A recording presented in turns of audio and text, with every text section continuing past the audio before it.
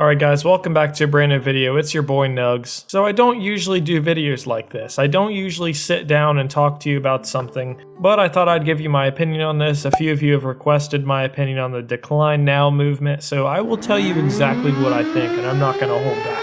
So yeah, this isn't going to be like a super funny video or whatever. I'm just talking about, something that's going on in the community. So I kind of don't have a car right now. It's kind of in a shop, so this is what you get. But I do want to start off and say that everyone's area is different and everybody's goal is different. I think the decline now movement is a great concept with some pretty big flaws. For those of you who are unaware, the decline now movement is a movement to take no lowball orders. If it's less than $7, don't take it. You're a clown, you're a loser. Only take orders $10 and above going half a mile. Okay, that's a little extreme, but that's sort of how some people are treating this thing. I know that I speak for a lot of people when I say this, but if I go out and work an 8 to 10 hour shift and the only orders I take are $7 and above going with low mileage orders, I'm gonna be making $10 to $15 an hour. Unfortunately, that's just how some markets are. Now, if you can take only the greatest orders ever, and if you can keep your 5% acceptance rate, and if you can make 30, 40 bucks an hour, then good for you, that's great.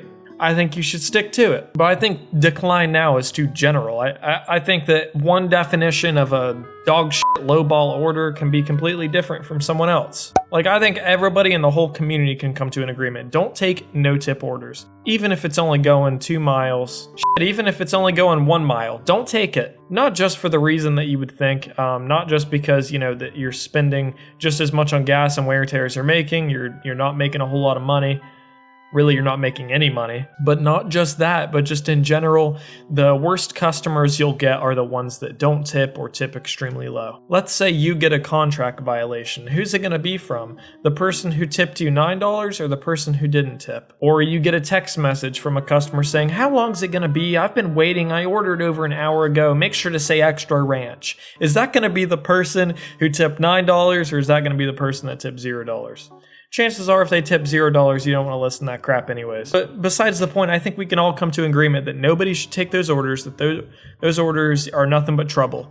Where we get into a little bit of this, this in-between, this little gray area, is when we talk about orders that are $5 or orders that are $6 that, a lot of people still say do not take them, that people will say you're bad for the community if you take them. Again, everybody's area is different. For me, if I can do a $5 order, a $6 order, just go in and pick them up and get them done and they're, fairly low mileage, and an $8 order, if I'm not just waiting for that $8 order, if I take, everything before it as well that seems half decent, I can make 20 bucks an hour. If I'm sitting here in my region, if I'm waiting for an $8 order and I won't take anything below it, I won't take a $7 order, I won't take a $6 order, I won't take a $5 order, it could take me 20 to 30 minutes to get that order out. I'm not saying to go and take orders that are crap. I'm not even telling you what to do. That's kind of my point here, is that everyone's market's different.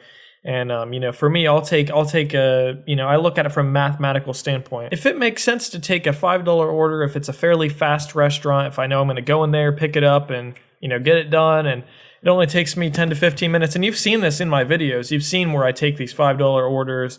I think I've even taken stacks that were $4.50 for an extra, half a mile or something. Like, there's nothing wrong with taking those. An order like this, I would take.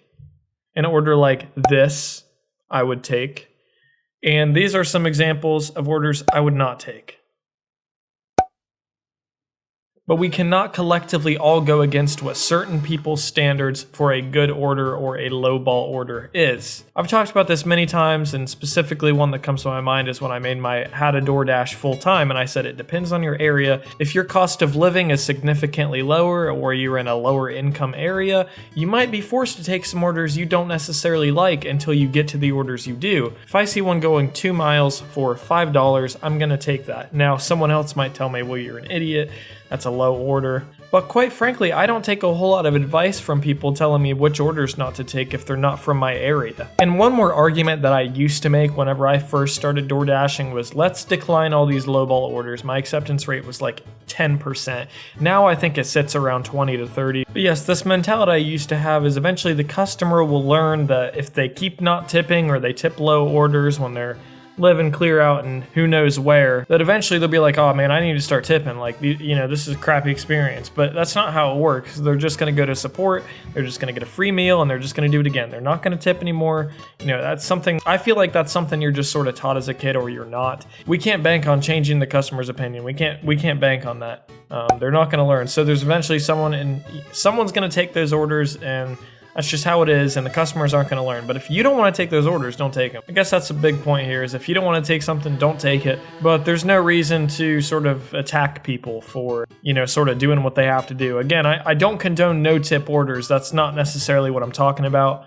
But even in that instance, if people want to take those orders, I mean, they're not going to hurt us, really. We aren't going to get any worse orders because someone else takes the dog shit orders. So there's no sense in saying that they're bad for the community. They're just dashers just like us. If you can go out there and make 30 bucks an hour, I say go for it. That's awesome. If you want to cherry pick and you're in an area where you can cherry pick to the point where you can only take these $8 orders, do whatever you got to do to make money. I make on average about 17 bucks an hour in my area.